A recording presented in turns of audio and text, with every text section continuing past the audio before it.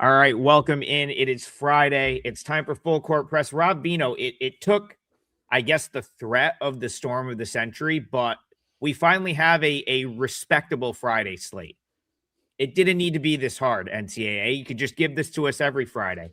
But we've got a bunch of weather not really cancellations, a bunch of weather rescheduled games moved up from Saturday to today. So we'll help you sort that out. Some games are not going to have fans. I see that some are being played where they're going to kind of do like Colorado did the other day, where it's like, hey, the roads are bad. We're going to play this game. You're not invited. So there's a couple of those. So, gonna have to do your due diligence and just see what the logistics are. But it should be a fun day. It feels, Rob Bino, it feels like one of those early in the week NCAA conference tournament days where it's like the American is playing all day long and some of the other conferences. So welcome in. And I know your night went better than mine because I got my 5%er daggered at the buzzer. So how'd Thursday go for you?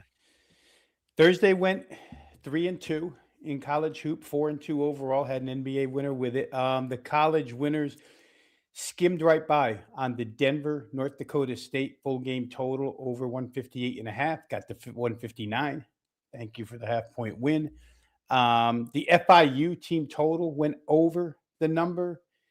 And there was something. Oh, yes, the Texas State Coastal Carolina game. I bet over 140, got to 142. Texas State's been kind of under the radar putting up points this year. Adam took a shot with them against CCU off a bad previous outing. The losers, of course, it had to go wrong in the parlay, right? Sacred Heart game total over 143, only 139. So that was bad, as was, I stayed up till, I don't know, midnight, a little after midnight, which is the norm around here, but to watch Fullerton and Long Beach and attempt that game to get over, which it was never close. Some horrendously bad shooting by LBSU last night. So 3-2, again, another winning day. We'll take it. And on to Friday we go. Oh, I went straight to bed. I didn't stay up to watch any of the West Coast games. I've made 2 5% plays across all sports in the month of January so far. Those were Rams -3.5, which of course was lost on the Caleb Williams heave of the century, thrown to the end zone. And then I had Merrimack last night at pick, and an 86% free throw shooter went to the line up to 14 seconds to go. So that can only end one way, right, Rob? 86% free throw shooter misses the front end of 1-and-1. And then sure enough, down 2, Iona doesn't just tie it. They go for the corner 3 for the win. Off air, I told you it looked like a very easy under. It was. Of course, I was nowhere near the under. I was on Merrimack. And so a split for me yesterday. 1-and-1. I had Austin P, which won easily. But listen, guys, I felt like I felt like I deserved to vent for the first 4 minutes of the show. So without further ado, we're gonna try to get back. We got to hit a parlay. We're gonna try to find winners, and this is a great slate to do so, Rob, because all of a sudden we have all these games. But I'm gonna start in the Big Ten. We teased this earlier in the week on this show, maybe this being the better spot for Michigan. So the other night when we talked Michigan, it was Indiana. I noted that Michigan, man, they've really had some massive numbers, inflated spreads. And that's, I guess, not the surprising part. But to me, the surprising part is they've now, I believe, gone they actually have gone like 5 straight. You would have to go back to that Friday night when I was in that random hotel doing the show, Rob, that I just walked in and hopped on their internet to find the last time Michigan covered a game. That was a Friday night game against USC. Since then, a 2-point win to Penn State. They have their first and only loss of the season to Wisconsin in a game that they were heavily favored in. They go out west. They didn't cover against Washington. They didn't cover against Oregon. Still won both of those games by 10. So a couple double-digit wins, but they don't cover. And then they come back against Indiana, and they fail to cover that game. They were a 15.5-point favorite. They win by 14. So here I am, Rob, thinking, okay, this is the spot. This is the night for Michigan, yet the books won't budge. They're right back here at 15.5. So as much as I think Michigan's maybe due to sort of, lay into someone, the books I think are kind of on that sort of wavelength too. So anything for you here, Ohio State, Michigan, and talk to me about the number being as high as it is. Yeah, it might take some time, right, Adam? I mean, they probably raised power ratings so high during the non-conference season. And I know we had multiple discussions. I can even remember when BP was with us having a discussion about, some of these teams, you just can't drop them enough. You can't raise them enough. And for the bookmakers, Michigan, the way they were blowing people out and the way they were scoring points, all you could do was raise until conference season hits. And they looked good the other night and still couldn't cover. I mean, they played a good game, 86-72 plus 22 with 10 minutes to go in the game, kind of let off the gas at that point in time, only win by 14. So the underdog gets the cover. And I'm with you. It's a team that is, they came off that West Coast road swing, right? They played 2 up in the Pacific Northwest, came home, did the job, but overvalued still potentially against an Ohio State team that went overtime with Minnesota the other day, picked up a win.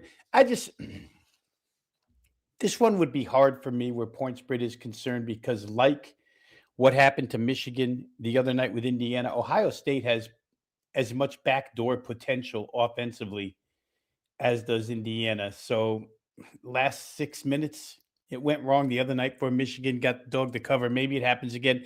But their scoring seems to be back. The first thing I checked in this game, because Ohio State, not very good on the defensive end as far as conference play is concerned. 89.5 for Michigan. You still have to get to 90. So when you were saying they won't budge on the number before, they won't budge on the total either. They're still going to make you get to 90 consistently in conference play if you want to take the Michigan side over.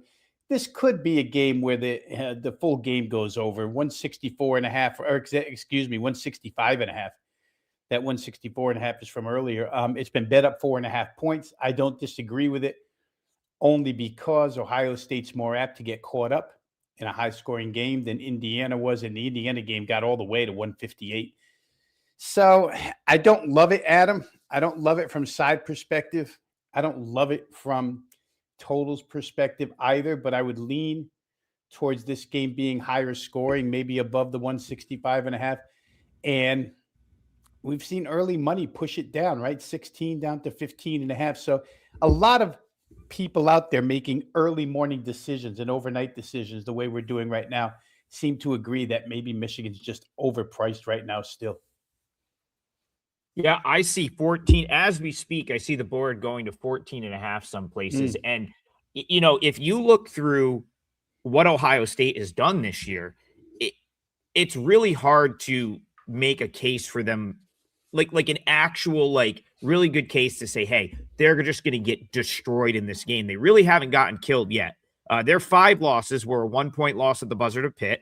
They lost by 8 to Illinois, who is, that game was in Columbus. So I think that's a, comparable type game. They lost by 1 to North Carolina. They lost by 3 to Nebraska, which maybe that's a comparable game as well at this point. I don't think Nebraska is as good as Michigan, but they've been really, really good this year. No question about it. And then they go on the road and lose by 7 at Washington. So, they don't have a double-digit loss yet. That being said, the path to a double-digit loss here, they're going to get killed on the glass probably in this one. Michigan, as good of a rebounding team as you're going to find. So, if Michigan suddenly sort of feeds off the home crowd, they're getting a couple easy buckets, they could definitely pull away. But like you said, if you like the over, you've got to think that Ohio State probably covers, maybe a little bit of correlation there. Ohio State offensively, they're hitting nearly 50% from the field as a team.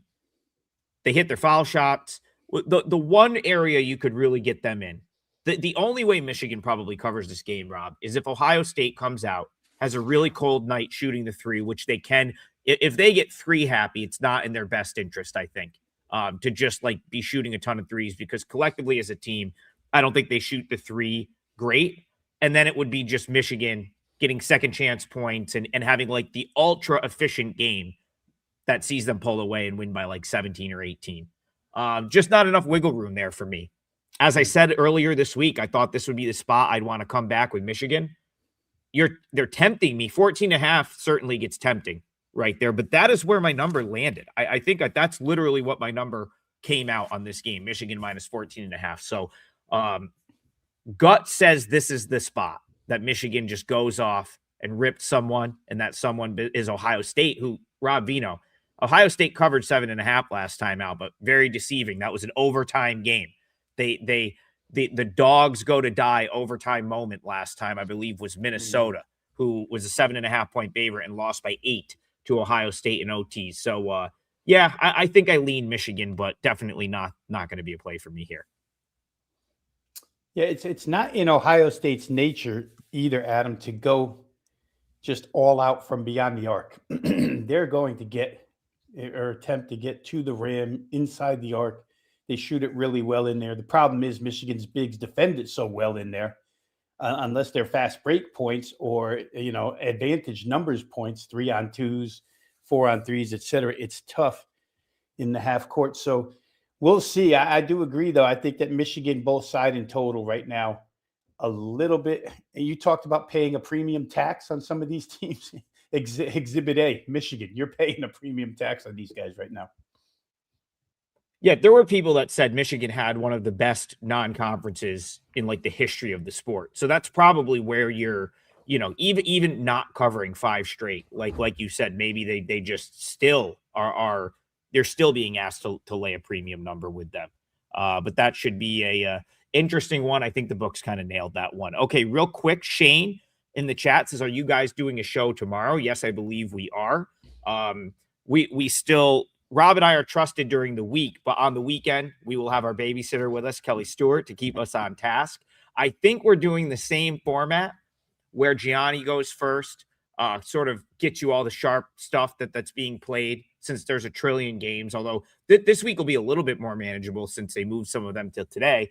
And then Rob and I will come on for like the last 45 minutes, answer your questions, try to hit the big games, sneak a small game in there. You're not going to get me for 45 minutes without finding my way to talk about some like random game that's on the board. So, yeah, we'll be on tomorrow with you guys for an hour, or the show will be an hour. Rob and I probably about 45 minutes. All right. Let's head back to the chat. I see Noah in there, says, did anyone play the Towson under? It did get there, so props to Noah. I know he liked that yesterday. It did get there. Joey Cheese shouting out my Buffalo hoodie. Great catch there. This is not the most in-your-face hoodie. Very low-key. You see the little bull icon there. Well, we can go there, Rob. Do you know what? And Garth, I just saw yours come in. So we'll go Buffalo UMass first, get a little MAC basketball, and then we'll go to your East Tennessee game. But Rob, you know what pisses me off? When they move conferences around is one thing, okay? They ruin all the rivalries that I grew up with. Syracuse, getting to play Georgetown in conference. All of that's fine.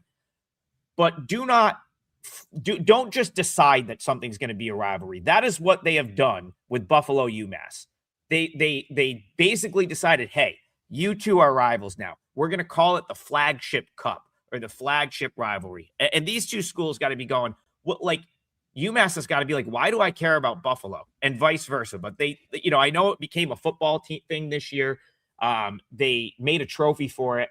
I'm assuming they're going to want to push these guys as rivals in the MAC conference. I think that's ridiculous. But they are the two most Eastern MAC schools. So interesting game, Alumni Arena tonight in Buffalo, New York. The Bulls have played well. Man, I thought they were going to hand Miami of Ohio their first loss, but it looks like that team is just unbeatable.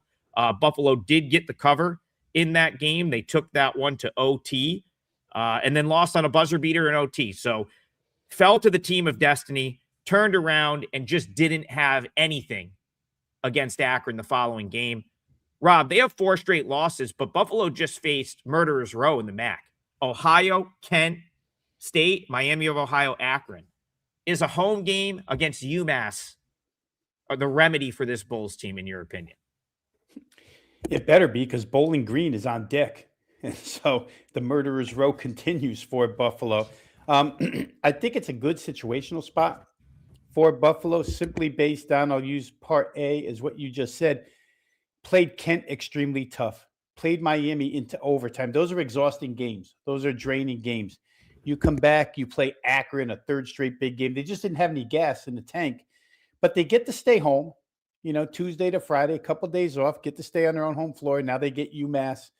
The UMass 3-point defense could be an issue because they're pretty good, and Buffalo likes to shoot it from three. They're very good at it, but Buffalo's been good all around offensively this season. Number 45 in the country in effective field goal percentage. They don't turn it over.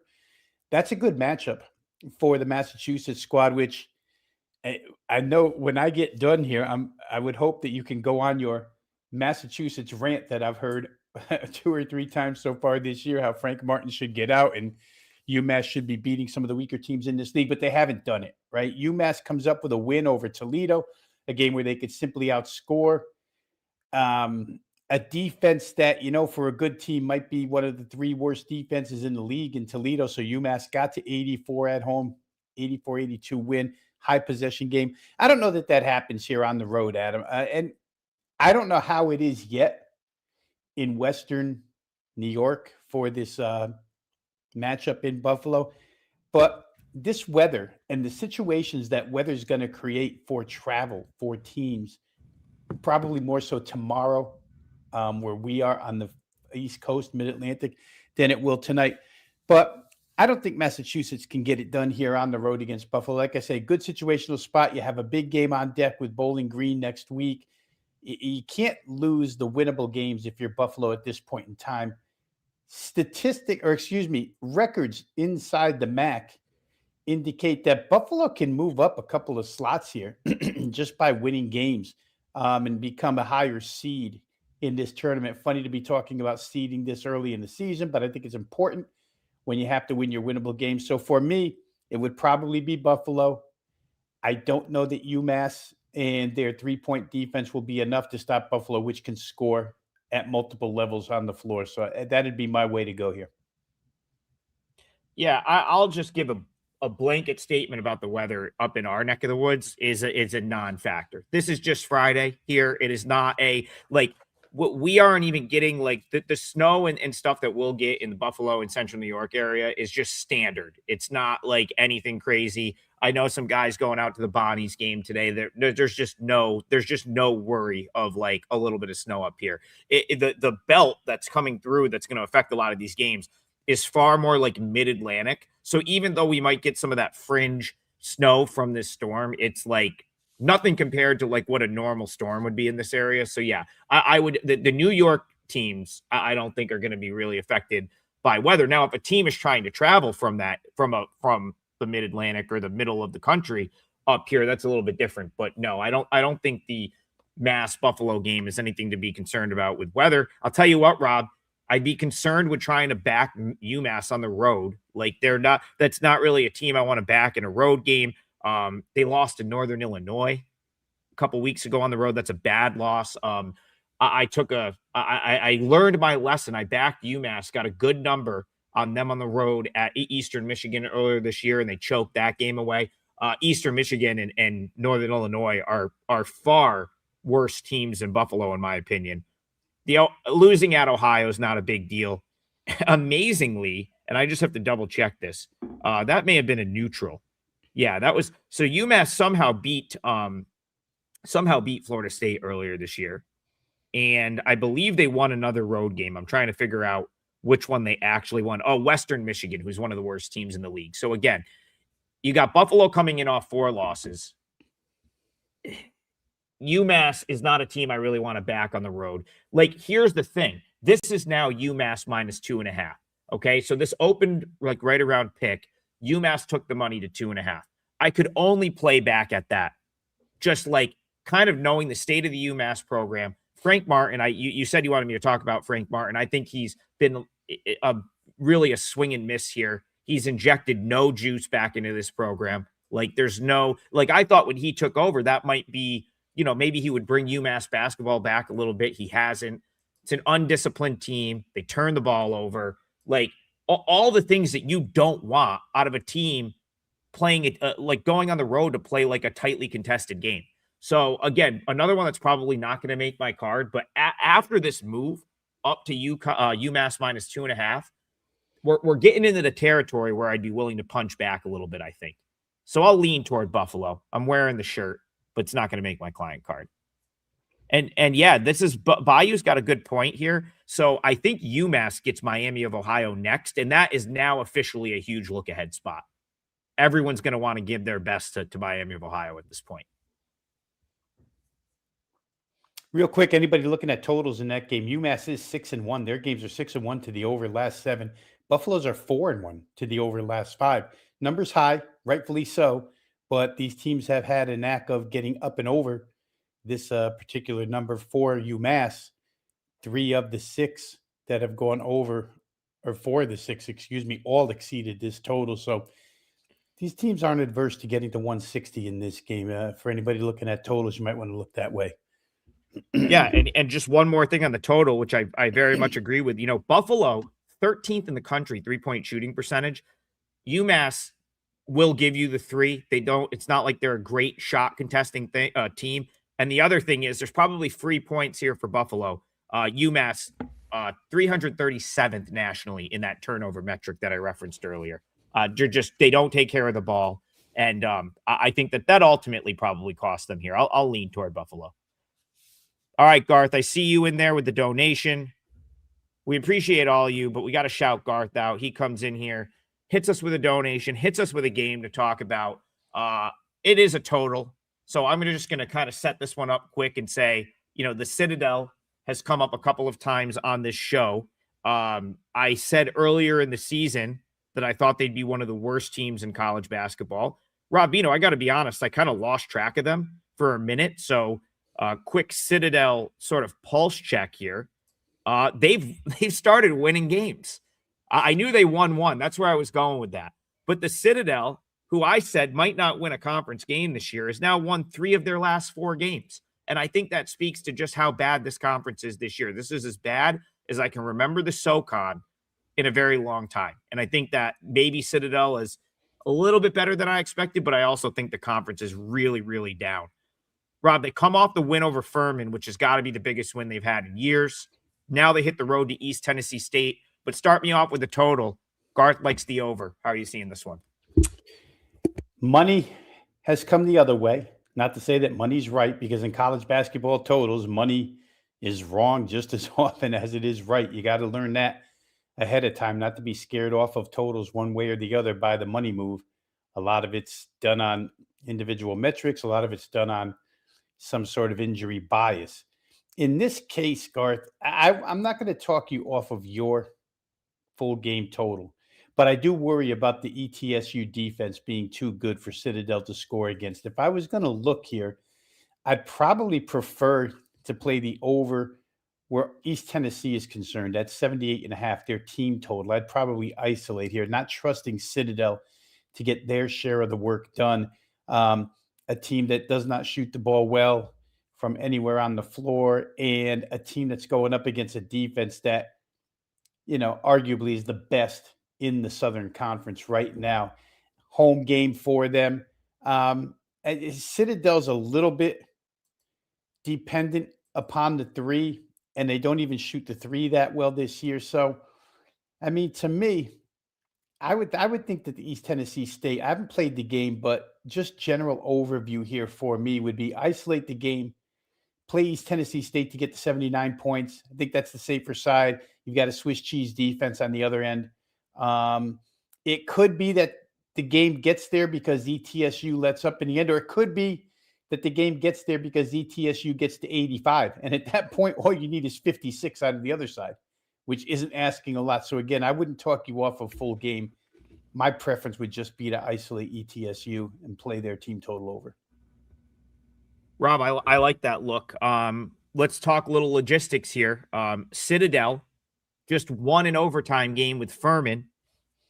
Got to be the biggest win they've had in a really long time. On their home floor, a 12-point underdog. They go to OT with the, this is a team that I don't believe won a conference game last year. It's one thing to get a win over Western Carolina, who's also struggling. It's another thing to get a win over VMI, who's also been at the bottom of this league. Those are games that Citadel has a reasonable chance in. But to beat Furman, a team that's sort of been a powerhouse in this league for years is a massive accomplishment. And the reward for that is a road trip to East Tennessee State, who's arguably, I would say they're right up there. They're 6-1. They're probably the best team in this league this year. And the game getting moved up a day, because I believe this game was supposed to be tomorrow. And I believe this is one of the games, so even though it's not a day game, I do believe, because it's on the write-in board, I'm pretty sure this one got moved from Saturday to Friday. So for East Tennessee State, no big deal. They're at home. Yeah, they had to come back from Chattanooga where they played on Wednesday, but no big deal. They're playing at, they're back home. They're probably going to go through their normal thing. For Citadel, now you come off the OT game. Now you probably have to scramble to move your travel up a day, right? Like, I feel like they're going to get blasted here. So I would lean toward, again, number is somewhat right in range with like, let me find what I was on. I think I was like 17.4, 17.6, something like that. I'm seeing 17 and a half across the board. Actually, it looks like this one's pretty much 17 just about everywhere. So I'd lean toward East Tennessee, but I think I like your look there, Rob. I think this is a good look toward the team total over, because, listen, if Citadel doesn't have it, or if they run out of gas because they maxed out against Furman, it might be a layup line for the Bucks here. So I think I'm with you. I like the team total. Yeah, and real quick, Garth, just when Adam referenced the overtime game against Furman, it made me look real quick. Full game results for the Citadel in their last 4 show that they've gone all over this particular total tonight. However, at the end of regulation, 3 of those games were overtime, not just the one that Adam referenced. 3 of their last 4 have gone OT. Those games ended regulation at 134, 124, and 142, which is barely over what we're asked to get to tonight.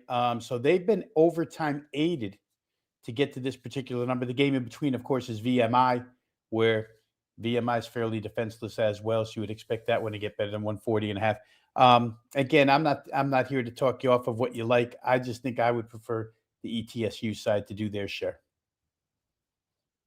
We got Ski Profit in the chat right here. He's up. This is he's up early. I mean, maybe he gets up at this time every day. I know it's probably like 7 a.m. out where he is. He said he just realized there's early games today. Yeah, there's a whole bunch of early games today because of the weather. So shout out Ski. We'll have to get him to the Northeast sometime, Rob. I don't know if Ski's ever been.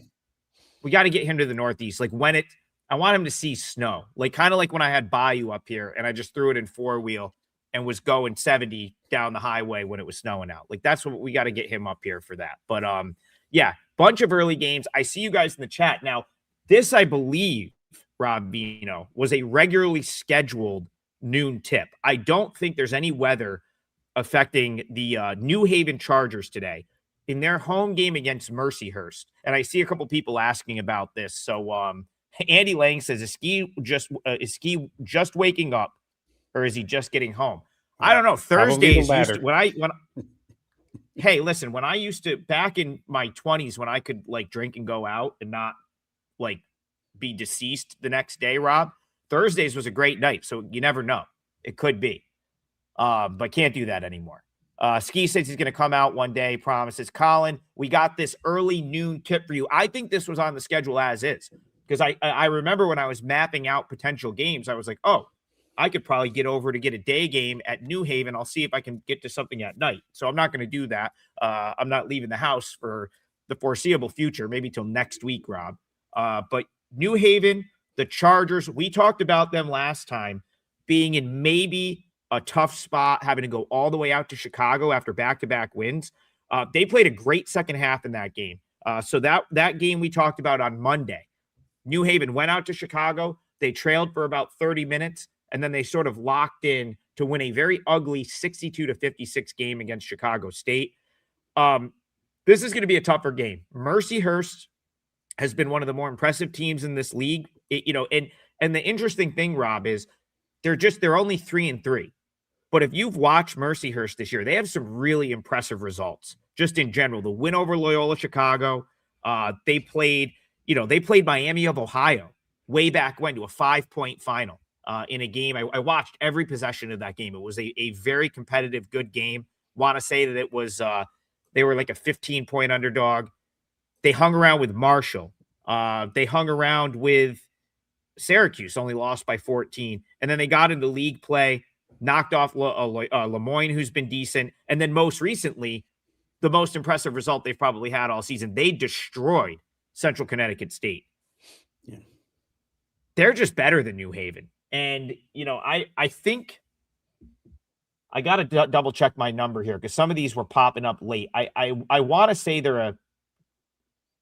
I got to find the number here. I've lost. There we go. Yeah, like you mean to tell me we're going to get Mercyhurst at noon? Kind of like I don't know that New Haven's got a bunch of a huge crowd on hand today, and it's only a pick. Like I think they're just such a better team than New Haven. So you're going to have to try to talk me off Mercyhurst here. This might be one I actually play. Yeah, it would be hard to do, and just to reiterate something you said, that Mercyhurst taking care of the team from hard-hitting New Britain is a big deal by the number that they did, right? They won by 18 points in that particular game. Mercyhurst in league is now 5-1 against the spread on a 6-game roll through this particular league, the Northeastern Conference, where New Haven sort of meds and meds. Kudos to them for going to Chicago State and winning. I think in that game, Adam, I had thought maybe Chicago State would be a good team total play. That was not a good team total play. Only scored 56 against New Haven. But the Mercyhurst defense, extremely good, way better than the Chicago State defense. Might be tough for New Haven to score. As somebody who, well, I don't know if my opinion counts on how many people will be in the gym today, because when I was in school at the University of New Haven, it was 1980. So 45 years later, I don't know how many will be in the gym, but I wouldn't imagine all that many. You're not going to get a crowd that's going to sort of sway Mercyhurst one way or the other. I'm with you. I feel like Mercyhurst, just off of the results in the league, has come off of non-conference and probably developed through non-conference a lot better than New Haven has. Remember, this is New Haven's first trip into, and Mercyhurst as well, into conference play in Division I. So it's a little of the same for both, but the Mercyhurst advantage here probably is defensive takeaway percentage. They get the ball, and New Haven doesn't handle the ball all that well. Aside from that, I think you could find 5 other categories where they're just enough better, especially on the defensive end. So I'm looking at the total here while I try and talk about the game itself to see if I want to play under in this contest. I didn't look all that hard at it because I played a different early game already. But here, you're looking at 60.5. It's already been pushed down, Adam. 61.5 opener for New Haven, pushed down to 60.5. It's possible Mercyhurst could hold them under that, but in modern day basketball, I don't like to do that. So I wouldn't play that way. I think the best lean here would be Mercyhurst side play here against New Haven, who, again, kudos to them for the Chicago State win, but Mercyhurst is on an absolute roll through this conference right now. Yeah, and this will go. So I'm doing the equivalent of trying to cure cancer right now, which is put a play in on the fly in the new back end of our system. It's just so much. It's just so much tougher.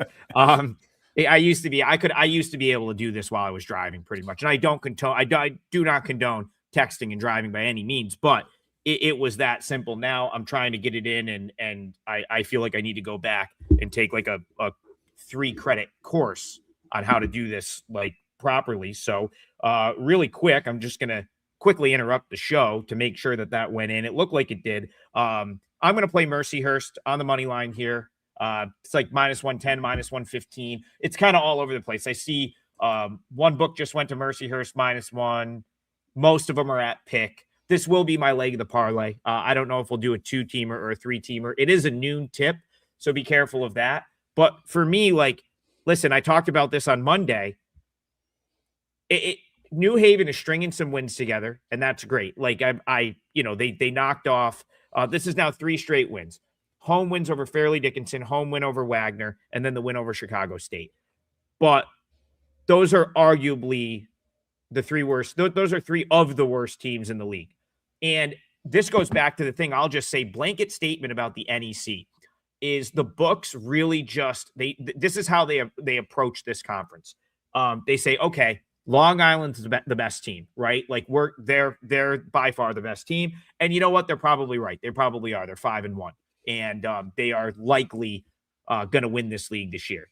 Central Connecticut still gets a lot of respect. Pat Sellers, a good basketball team. I don't think they are what they were last year, but they're still a good ball club, and they tend to get love from the odds makers as well. Chicago State has been a bottom option for a long time. And then like New Haven was kind of like at the bottom because they were new, but now everyone else just sort of gets meshed in the middle where it's like the books just look at all these teams like they're the same. And New Haven, because they've won 3 straight games, albeit against 3 of the worst teams in the league, suddenly they're getting like thrown into that middle pack, Rob. And that's what I disagree with. I still think New Haven is one of the worst teams in this league. I think that they had the schedule fall in their favor where they had a couple of the easier teams at home, and then they played the 0-6, 2-17, very dreadful Chicago State Cougars on the road and found a way to get a win. For me, like Mercyhurst should be up. I think as the season goes along, they're going to play their way up to that top 3 or 4. I think they'll be knocking on the door for maybe that 3rd or 4th spot, which matters in this league because this is a campus site league. So the NEC still plays all their conference tournament on campus site. So every game matters, seeding matters. And I think you're going to see Mercyhurst start to make a little run here. They already really started with the win last time out over Central Connecticut State. You know, I don't think there's a real look ahead spot here. They've got Chicago State coming up on Sunday at home. They can probably win that game with their eyes closed. So it's like, I think you're going to get the best effort from Mercyhurst here. And the Lakers, Rob Bino from Erie, Pennsylvania, I think get it done today. That's going to be my leg of the parlay right here. You know, I mentioned the 5-1 against the spread in their last 6 games, Adam. The only loss in there is the Stonehill OT game. And in that game, Mercyhurst was just ice cold shooting the basketball. And they go 24 of 68 from the field in that game. That's about 27% overall, 28% from the floor. Only 2 of 11 from 3. Missed almost half of their free throws. I mean, they did everything wrong shooting the basketball in that game in order to not be 6-0 against the spread in this conference right now. So I think that probably you're onto something there, a little bit underrated. UNH, probably a little overrated, as much as I love the Chargers, probably a little overrated. And comes into play here because you only have to lay 1.5 in this game. And in your case, money line. So nice and easy. Just go win the game for us. Yeah, just need him to win the game for us, Rob. And like I said, I put it in for 3%. It's probably where I'll keep it, but it is a noon. I believe it's a 1 p.m. Game out in New Haven, Connecticut, and that'll be the first leg of our parlay. So we will move on here. Let's see. Let's go over to here. I'm going to go in the chat. Well, I think this is probably a good time. Do you have a oh, here's one. We'll talk about this one. Because I saw a couple people mention it. It's another early game. I have my super chat starred still here. So they're coming through, and I see Jose. He likes East Carolina team total under as one of his early ones. Now, I took a loss the other night. It was not a big play for me, but I took a loss playing against North Texas because I really just don't think North Texas is a team that's built to cover big numbers. They're not great offensively. I think most of their offense comes from like the 3-point shot. Really good defensive team again. Even though it's not Ross Hodge anymore, it's Danielle Robinson, who comes over from Cleveland State and had a really good defensive team in the horizon during his years at Cleveland State. So Rob Bino, I'm tempted again to look toward the North Texas fade here, but I got burned a couple nights ago. That being said, I think Texas San Antonio might be one of the worst teams in all of college basketball. If East Carolina is just a little bit better, can they hang within the 10? And do you have anything on the total for Jose Perez? Well, where North Texas is concerned, you know, you always start with the under. That's the starting point here. Odds makers know that. This is 2 games in a row, though, where North Texas's total has been pushed up by money. And we see a significant move here, 131.5 all the way to 135.5. And I see a stray where it hasn't stopped there. It's gone to 136. Not so sure that I agree with it at that price, but I way more agree with, even in their heyday, North Texas laying double digits was an absolute fade. They're far better suited to win games 65-58, which, this could very well fall in that vicinity. Way more suited to do that than to win 69-55. I mean, East Carolina's not a good shooting basketball team. They're not a good offensive basketball team, but both of these teams play so slow that you're going to have limited possessions. ECU just needs to do enough in this game. They're probably good enough, Adam, on the boards to be able to get some second chance points here, offensive rebound wise, against North Texas, because North Texas doesn't defensive rebound at all. And sometimes it only takes one or two of those to get you into a spot where you can cover 10.5. So for me, and this has been long-standing, it doesn't change just because the head coach has changed and because it's a different year. North Texas, you could set it in stone. They play a certain style. They score a certain amount of points, and laying 10.5 just is not a favorable situation with this team. Taking 10.5 with ECU, I think, would be the right side. There's a little bit of a step down in class, I would say, as well, because ECU comes off Wichita State, which absolutely hammers the boards, where North Texas doesn't. So maybe ECU, like I said earlier, gets a few second chance opportunities here and gets themselves a cover. That's the way I would lean. Total-wise, again, I'm surprised at the folks that are playing these North Texas games over. But as you said earlier, Adam, UTSA, one of the worst defensive teams in the league, to get to 81 against them, no surprise. I think I had mentioned earlier this week that I wanted to play Memphis UTSA over the total on Sunday, but Memphis is so sporadic scoring points, I shied away, and they got to 95 against San Antonio. So I'm not going to take that 81 put up by North Texas that seriously. I would take 10.5 in that game. Yeah, and I'll tell you about the 81 they put up. So of course, like, they were up 20. I want to say they were up 22 at half on Texas San Antonio, and UTSA actually played a pretty good second half. They had that down. So I was getting 16.5 with the Roadrunners. They had that down to like 13 at one point, and North Texas really made it a point in like the final 5 minutes to score as many points as they possibly could. It really looked like I was headed to like maybe backdoor that spread, had it down to 13 or 12. And North Texas like forced a couple turnovers, couple steals. Of course, they hit a transition three, and suddenly they were back up 21 points. So they definitely, in the final 5 minutes, sort of like ran that score up a little bit. So yeah, I would say if this is a closer game, as I was trying to, so some of these I didn't have my full projections done for just yet. So this is one that, to me, I could only play it one way. It would have to be East Carolina. Certainly I haven't fully trusted their offense much this year, but just North Texas is just not, in my opinion, built to cover big numbers. And maybe they'll cover a big number against an outlier team like Texas San Antonio, who's having they are easily the best team in that, or the worst team in that conference, and one of the worst teams in the league. But East Carolina, even though they're 5-14, I think they're like better. I think they're like better than UTSA. I don't know what I would have to like do the numbers, but I think I make them a pretty like decent favorite. I'll try to do it real quick on the fly right now. Like, yeah, I would have them like at least a couple possession favorite on a neutral over Texas San Antonio. So again, I lean toward the Pirates hanging around. Not sure if it'll make my card, but I have to at least look that way. Based on the fact that I faded North Texas earlier this week as a big favorite. So, okay. Rob Bino, it's 10:44. Do you have an idea? Do you want to throw a game out there that you might want to hit for the parlay? Well, let's go ahead and use the parlay play right now, Adam. I'll go to the Big Ten. Indiana's going to travel to Rutgers, play tonight. I think it's a good spot for Indiana to cut loose offensively here in this game. There's been some issues for Indiana. They're kind of in over their heads in this conference. Tucker DeVries, who was a star in the Missouri Valley, can't get untracked here against these Big Ten teams right now. But a check of their schedule, the last 4 games, and you find that they played a very good defensive team in Nebraska an even better defensive team in Michigan State, a defensive-minded team in Iowa, and then Michigan.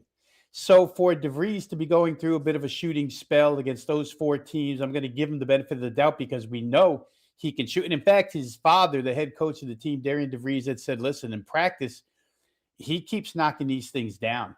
And so we're going to live with it and just call it a slump at this point in time. I would call it just a little bit in over his head against the defensive competition that they've played in the last 4 games. And the fact that as a marksman shooter, he probably enters the game as part of the other side's game plan. There's no question they want to check where he is on the floor and make sure he doesn't get clean looks.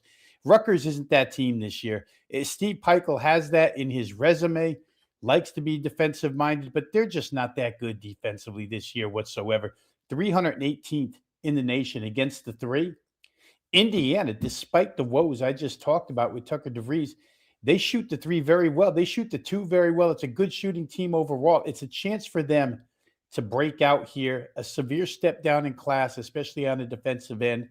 I think for Indiana, nothing would feel better than to win a game after those 4 losses. And if you just go back prior to that and take teams that are kind of in the Rutgers class, they're better than Rutgers, but they're in the Rutgers class, bottom tier of the Big Ten this year, Washington and Maryland. Indiana put up 90 and 84 against those 2 teams, beat them both. They're only asked to get over 76.5 in this game. I'm not so sure that I trust them thoroughly on the road to cover a point spread, but I think they're going to get to 77 here. I just weigh the defensive step down in class and the way that they can shoot the basketball and say to myself, it's a team desperate for a win. They're probably going to get to 77. So that'll be our leg of the total from this end, the Indiana team total over 76.5. I believe, Adam, well, in most spots, you're asked to lay 20-cent juice on this game. So a consensus line tells us only 10 cents, but a lot of places are asking for 20. So we could roll with 20. They're going to get to 77, in my opinion. Yeah, I'll put the 20-cent juice in. I figure someone is either going to have to lay 20 cents on the Mercyhurst money line or the team total. So we'll put 20-cent juice on one of them. We'll make it. We'll just keep it a 2-teamer for today. Try to see if we can get ourselves a chance to hit one. As far as Rutgers is concerned, pretty much a year like 0 type rebuild for them. Of course, they sort of, Peichel sort of like, I don't want to say he sold his soul, Rob, but he switched everything. He pretty much threw his like principles out the window to accommodate Dylan Harper and Ace Bailey last year, which, listen, if you're Rutgers and you can get 2 guys that are probably top 10 NBA draft picks, you do whatever you have to do. That's totally fine. But it obviously didn't really work. They weren't very good last year. They didn't make a tournament. They were, just basically 2 guys playing with a bunch of cones on the floor. And so this year he's got to go back to the, pretty much back to the drawing board, start over. It's not a very good team. I do think they're probably trending in the right direction. Just like, it's starting to come together. Maybe a team that if he can, of course, now that the battle, Rob, is you got to keep these players after a year. But if he can, maybe he's got a little something going next year. On this floor, he has beaten Oregon and Northwestern. So I guess, that's somewhat notable to get a couple of wins. But I'm kind of with you. Like if they, you don't really want to foul Indiana, right? So if they're over aggressive defensively and they start putting Indiana at the free throw line, Indiana would love that. They're an elite free throw shooting team this season. So yeah, I could see Indiana sort of getting their number here. I does feel like a game Indiana wins. I mean, they kind of are due.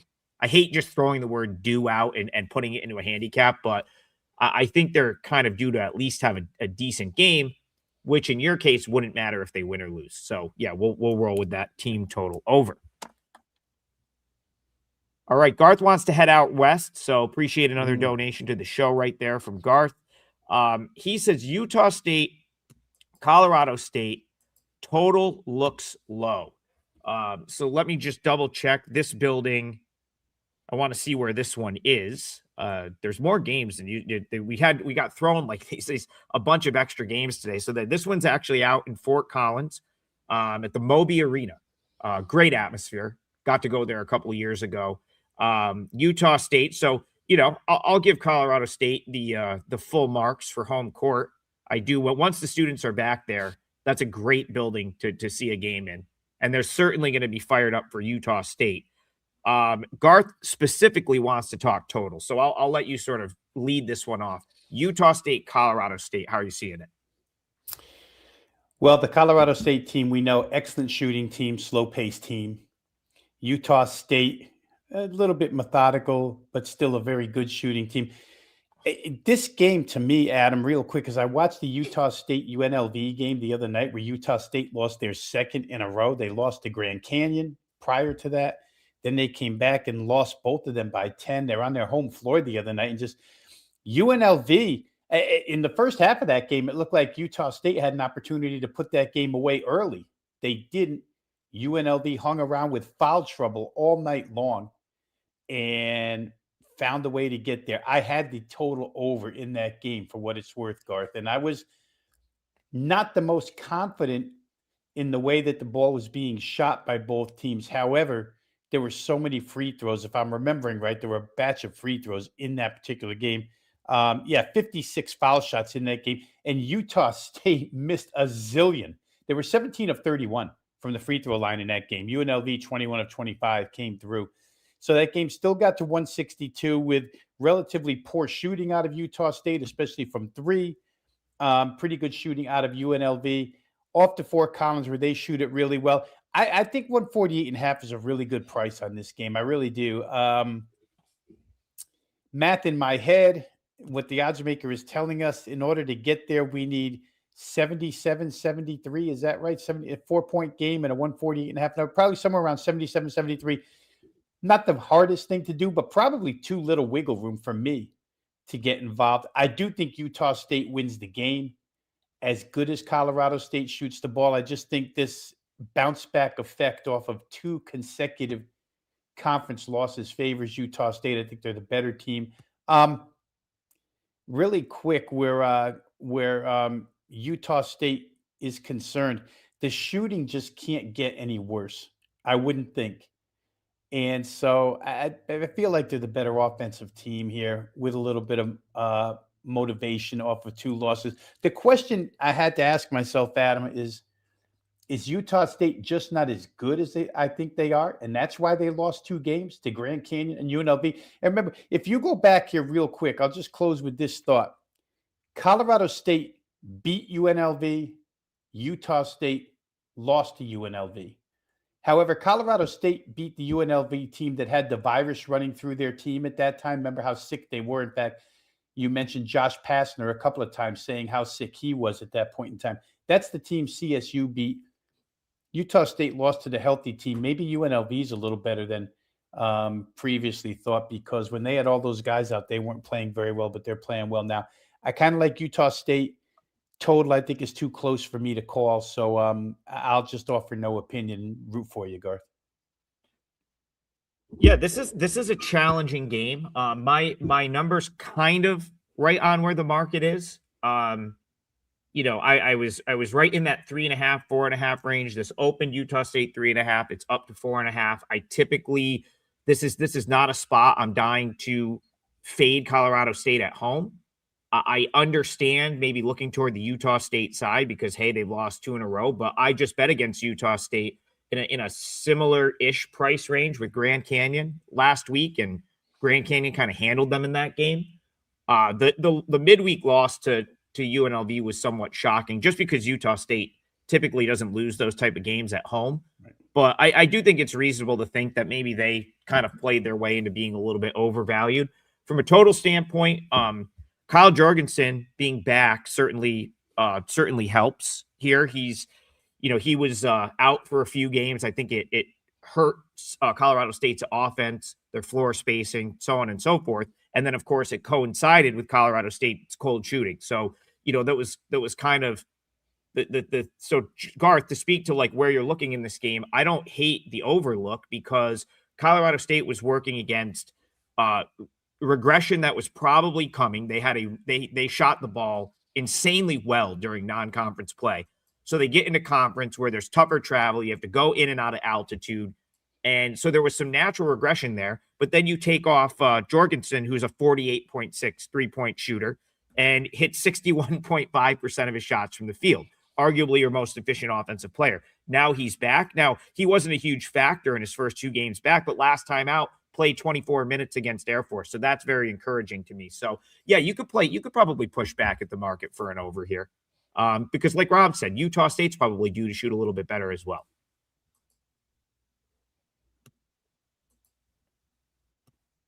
All right, couple minutes left. I guess like maybe blanket here. We'll throw out some thoughts on the Atlantic Sun, who's playing all the back-to-backs. So the one thought that someone asked, yesterday I hit with Austin P. I pointed out that Kosesny was probably out for Florida Gulf Coast, and he was. I would be very, very surprised if he plays in this game, but I also think the market got to that really quick because I think Lipscomb opened like 4.5 and it was quickly bet up to 7.5. So again, you have to ask yourself, and Rob, I'll just like any thoughts on any of these Atlantic Sun games. You have to ask yourself, like, you have to have Lipscomb. You would have Lipscomb playing a back-to-back after they just went into overtime yesterday with Stetson. So I think these are going to be challenging games. Even Austin P. Someone was like, "Hey, do you like Austin P again?" It's like, well, yeah, I guess so. But now they're asking me to lay 14. Yesterday, I only had to lay 3.5. So I don't have a play in any of the Atlantic Sun games, but they are notable because they're back-to-backs. Some of these teams have considerable travel. Did you find anything in any of those games that's worth sharing, Rob? I was up early this morning and got to the number a little bit earlier, but I did take the Lipscomb side against FGCU. Knesny means a ton. Leading scorer, leading rebounder. We've got a game of history here already played this year. They play at FGCU, and FGCU lost that game straight up, and they lost 84-77, and Knesny had 26 points and 10 boards in that game. He scored like a third of their points, led the team in rebounds. You don't have him now. They got past West Georgia a couple of games ago, but I think, West Georgia, a team that wants to run up and down, not that great of a shooting team, kind of played into Florida Gulf Coast hands. They looked lousy again yesterday. I don't see them. And travel, believe me, travel from Clarksville to Nashville is not a big deal, especially since they played yesterday afternoon. It's a bus ride, about a 50-mile bus ride. But I still think that losing that first game on their home floor by 7, not having, they look like they're a little bit lost against better teams without Knesny in this lineup. And this is a really good team. I mean, Lipscomb's a really good team right now. And to the point of overtime, Adam, they're so deep that when I checked their minutes, nobody was really extended minutes-wise for Lipscomb yesterday. Nothing where you would see, in one of the other games, you have guys that played 40, 39, and now they have to play back-to-back. That's not the case with Lipscomb here. So I laid a better number. You're right. The line is definitely going a little bit north again, up higher and higher. So playing it right now, maybe not, but I still wouldn't play the other side. I think I would still probably play Lipscomb at this price, just less wiggle room. Yep, they were. I played Florida Gulf Coast was awful yesterday. I can't see how they just right the ship in 24 hours. Now, staying on the road to play another one of the best teams in this league, Austin P, and of course Lipscomb. Austin P, Lipscomb, and Queens are the 3 best teams in this league. And if you're FGCU, you drew 2 of them in a 24-hour period both on the road. So I think you got yourself a good one there if you got in early on Lipscomb. We have reached the end of the hour. The 2-teamer today for Rob and I, hopefully get us back in the win column here. Rob is going to go Indiana team total over 76.5. I'm going Mercyhurst minus 110 just on the money line. I made that a 3% play for clients. We will be back tomorrow as part of Last Call. Believe it's 11 a.m. Eastern right here on the WagerTalk YouTube channel. So check that out. Good luck tonight, everyone. Have a great week, and we'll see you guys in the morning.